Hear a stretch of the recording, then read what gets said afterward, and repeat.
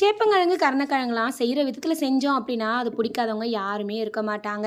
எப்போ ஊருக்கு வந்தாலும் அத்தை, மாமா சேப்பங்கிழங்கு எடுத்துகிட்டு போறியாமான்னு கேட்பாங்க. நான் வழுவழுன்னு இருக்கிறதுனால வேண்டான்னு சொல்லிட்டு வந்துடுவேன். ஆனால் நான் எப்போ மார்க்கெட் போனாலும் அங்கே வரதில் ஒரு 4 பேராவது வந்துட்டு இந்த சேப்பங்கிழங்கு, கருணக்கிழங்கு வாங்கிடுவாங்க. கடைக்கு போனால் ஈஸியாக சொல்கிறோம், பா காய்கறி ரேட்லாம் எப்படி விற்கிது பாரு அப்படின்ட்டு.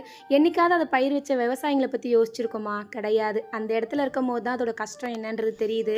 பெருசாக இருந்தால் எங்ககிட்டேருந்து எடுக்கிறது கிலோ 25 ரூபா. அதுவே கொஞ்சம் சின்ன சின்னதாக இருந்துச்சுன்னா 15 ரூபா தான் எடுப்பாங்க. இதுக்கு நடுவில் இதை உழுது இதுக்கு கரை கட்டி இந்த காயை வந்து நட்டு வைப்பாங்க. அதுக்கப்புறம் களை எடுக்கணும். அதுக்கப்புறம் 5 மாதம் கழித்து ஆளுங்களை வச்சு இதை வெட்டி எடுத்து ஆஞ்சி மூட்டை கட்டி வண்டிக்கு ஒரு கூலி கொடுத்து எடுத்துகிட்டு போகணும். அங்கே போய் மண்டியில் வைக்கிறதுக்கு அதுக்கு ஒரு கூலி. நைட்டெல்லாம் வெயிட் பண்ணி காலையில் ஏலம் விடும் போது 15 போகுதா, 25 போகுதா, 30 போகுதான்னு வெயிட் பண்ணணும். 25 ரூபான்னு போட்டால் கூட 300 கிலோ 7500 ரூபா. இதில் பாதி செலவு பண்ணதுக்கே போயிடும். மீதி தான் இந்த 5 மாதத்துக்கு அவங்க போட்ட உழைப்போட பணம். என்ன சொல்கிறது?